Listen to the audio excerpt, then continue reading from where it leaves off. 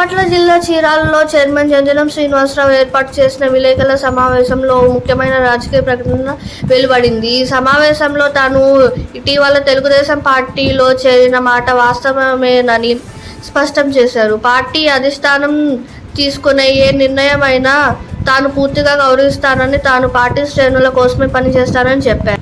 ఈ నియోజకవర్గం నుండి ఎవరిని అభ్యర్థిగా ఖరారు చేసినా నాకు పూర్తి సంతోషమే.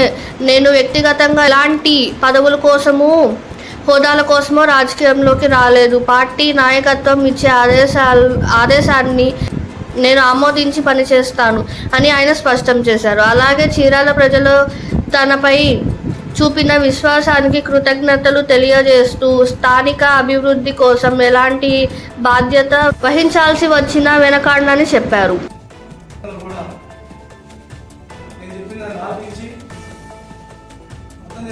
ఆశిస్తూ మా మీద కంప్లైంట్లు పెట్టి మా డ్రైవింగ్ పంపించి ఇలా డ్రైవింగ్ చేసే పని అయితే వృత్తి మానండి, మమ్మల్ని వెబ్సైట్ లాగా పెట్టుకోమని చెప్పి మొన్న విషయాన్ని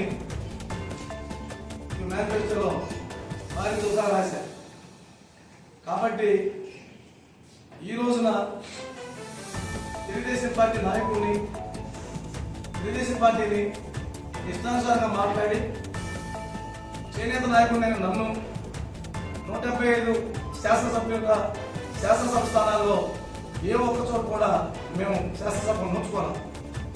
25 పార్లమెంట్లో ఏ ఒక్క చోట కూడా పార్లమెంట్ సభ్యులు మేము నోచుకోవాలి. దయదలిచి ఇస్తే పంచమర్తి అనురాధ విజయవాడ మనకు ఎమ్మెల్సీ, కోతల సునీత గారికి ఇచ్చిన ఎమ్మెల్సీ రాజీనామా చేశారు. దీన్ని గమనించిన జగన్మోహన్ రెడ్డి గారు ఆనాడు డబ్బు తెచ్చి చిన్న ఎలక్షన్లో కాంగ్రెస్ పార్టీ పోటీ చేశారు. కాంగ్రెస్ పార్టీ తరఫున పోటీ చేసి వెంకటేష్ బాబు ఓడించాలనుకుంటున్నాం. కాదు, కొండయ్య గారు వెంకటేష్ బాబు మేము కలిసి నిన్నోడించి రెండోసారి కబర్కోట్లు ఎక్కువ వచ్చినాయి. కొండయ్య గారికి first place, second place Venkatesh Babu, third place. ఓడిపోయింది ఎవరు? ఇద్దరు చేతులు నువ్వు. కాబట్టి ఇవన్నీ సంస్కారాలు లేకుండా చేసి 2005లో రాజశేఖర రెడ్డి గారు 50 ఎకరాల హ్యాండ్లూమ్ పార్క్కి స్థలాన్ని కేటాయిస్తే అందులో 27 ఎకరాలు చేనేత కాలనీ నిర్మాణం చేస్తే చేనేత కొన్ని చెప్పి చేనేత కొన్ని కాలనీ ఏర్పాటు చేస్తే మిగిలిన 23 ఎకరాలు 2019లో ప్రజలను ఓడించారని కక్ష పెట్టి జగనన్న కాలనీకి 1172 ప్లాట్లు పుట్టించాం. మేము తెలుసుకొని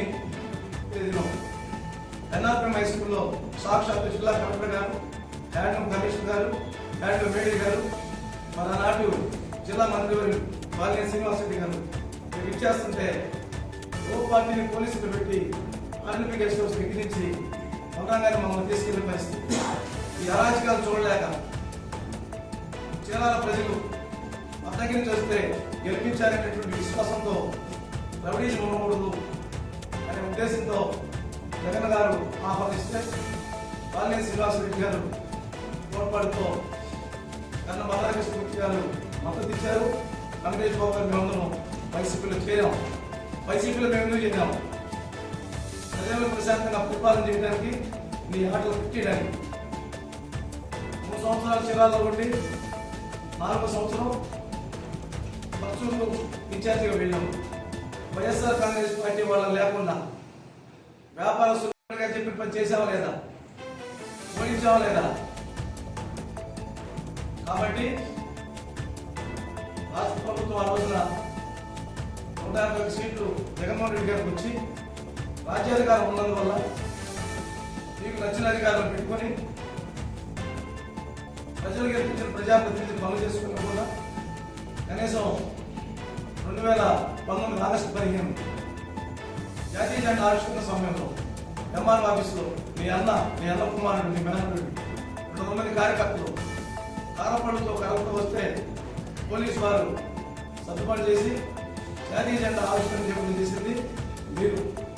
అదేవిధంగా అక్టోబర్ 2 రైతు భరోసా కేంద్రాల ప్రారంభోత్సవానికి సాధారణంగా ఎమ్మెల్యేలు ఆహ్వానిస్తే అనేక మందిని ఎవరు మొదలు పెట్టి రాకుండా చేసి పోలీసు వాళ్ళతో ఆర్మీ కేసు చూసుకొని ఉండండి మీరు అలా చెప్పేసి తక్కువ పెట్టుకొని మర్యాదగా పక్కకు పోకుండా చంద్రబాబు నాయుడు చుట్టూ 90% కమ్మ సామాజిక వర్గం ఉందని అతనికి అల్జీమర్ ఉందని నువ్వు మాట్లాడిన రికార్డులు ప్రతి చోట కూడా నిక్షిప్తమై ఉంది. మాట్లాడేవా లేదా? రెస్పాన్స్ చెప్పాడు ఆయన. చంద్రబాబు నాయుడు గారికి అల్జీమర్ ఉందని కృష్ణమోహన్ గారు ఫిబ్రవరి 5 ప్రెస్ మీట్ పెట్టి చెప్పాడని చెప్తున్నాను. డేట్ కూడా చెప్తున్నాను. 2019 ఫిబ్రవరి 5 సాయంత్రం 6 గంటలకు చెప్పిన తర్వాత చంద్రబాబు నాయుడు గారికి బాధ కలిగి ఎట్లయితే మిమ్మల్ని ఓడించాలో సరైన మనిషి కావాలని చెప్పి కన్న మల్లాకృష్ణ గారిని చలాల నియోజకవర్గంలో పోటీ చేసి అతను ఓడించమని ఆదేశిస్తే ఆ రోజు మేమందరం కూడా కంకణం కట్టుకొని ఈ ఓటర్ మేనిఫెస్టో నేను ఒక్కనే ఏం చేయను ప్రచురించి విజయ పెట్టి ప్రజా సంఘాలతో మేము యుద్ధం చేశాం. నేను ఓడించాం. నేను ఓడించమని చెప్పింది ఎవరు? 1 సంవత్సర కాలం చేశాను.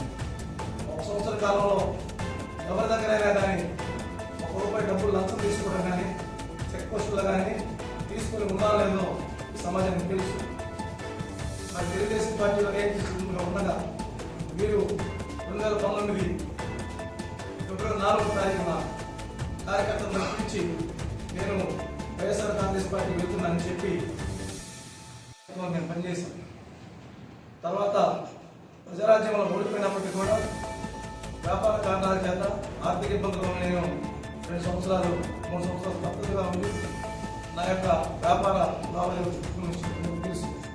రాష్ట్ర విభజన తర్వాత మరి ఇండిపెండెంట్గా పోటీ చేసే సందర్భంలో ఆమంచి కృష్ణమోహన్ గారు మరి మా సంఘీయులు కానీ మా మిత్రులు కానీ కూడా సంప్రదించి చైర్పర్సన్గా జంగన శ్రీనివాసరావు గారిని గోపాల సంఘంలో హైదరాబాద్లో పోటీ చేయించండి.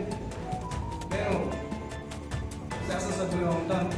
ఇతను చిరాకు నియోజకవర్గంలో అభివృద్ధి చేద్దామంటే వారి మాటని విశ్వసించి నేను 2014 ఎన్నికల్లో మరి మార్చి 12వ తేదీన కొత్తపేటలో మా ఇంటి కృష్ణమోహన్ గారు పార్టీలోకి సాధన ఆహ్వానించారు.